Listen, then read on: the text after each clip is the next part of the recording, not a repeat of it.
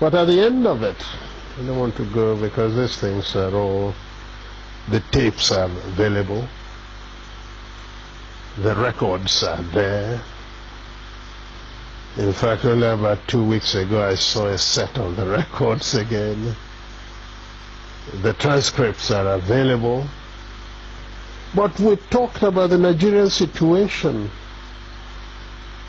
and certainly at the end everybody says, oh, you told them this, you did that. The fact was that our case was so clear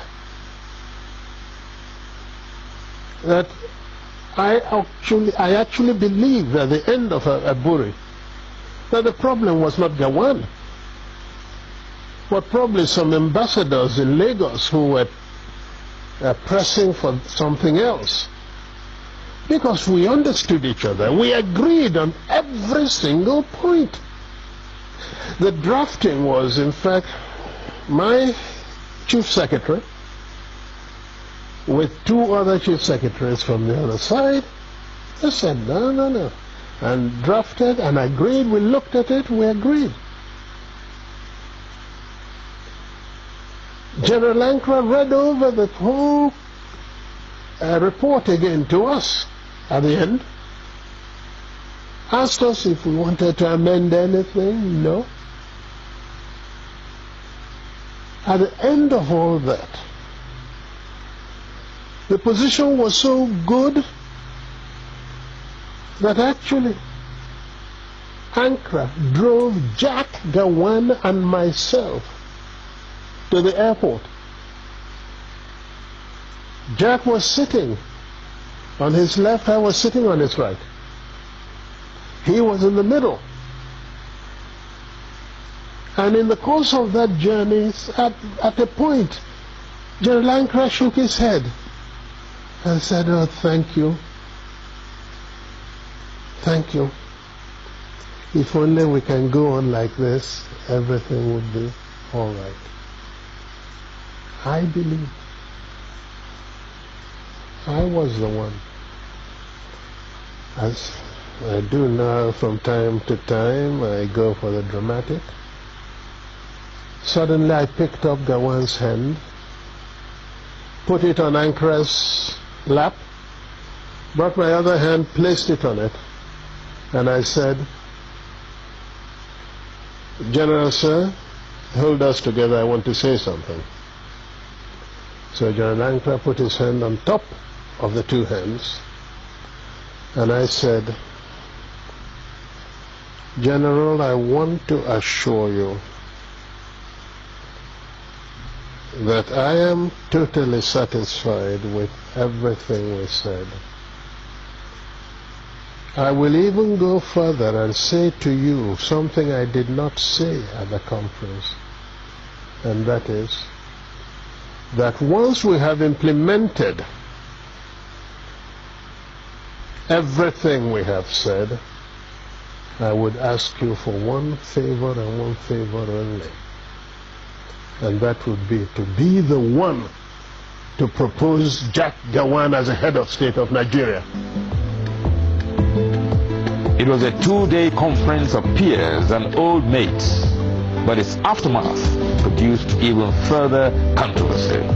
When we came back, and Ojukwu did not go to make the statement he made first, virtually giving the impression that we've agreed for a confederation to move apart, etc., which was really not in exactly that. If I had had the opportunity to make my broadcast in the first, because that was the agreement, not for him to make the broadcast first, then if I had committed myself to what he said, then there wouldn't have been any problem. But he went and said certain things that certainly looked wrong, and therefore we saw in practically everything he did, I think it was for to play up to the gallery, not being sincere. At Aburi, yes, we agreed on area commands for the armed forces, At Aburi, we agreed that the police force would be decentralized. We agreed on those. Yes. We agreed even to show that we didn't separate. At Aburi, we also agreed on certain revenue formula. That's what happened at Aburi. Aburi again, because I always end up, it sounds odd today, but I always end up by saying I must have been naive, because I believed actually that would be the end. I'll confess to you, when I got back to Enugu, oh yes, I had a party, believing that probably the danger was over. That's what we thought. Until they then began to deny everything. It was the denial of Nigeria that made me publish the tapes of Aburi, because we had insisted that each one should have a set of tapes.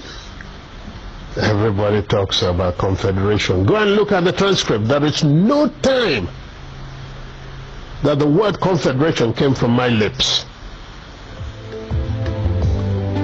In broad terms, Aburi changed the title of head of state from Supreme Military Commander to Commander-in-Chief. It gave the regions control over internal affairs, and concurrence of each region was now required for any decision affecting the whole country.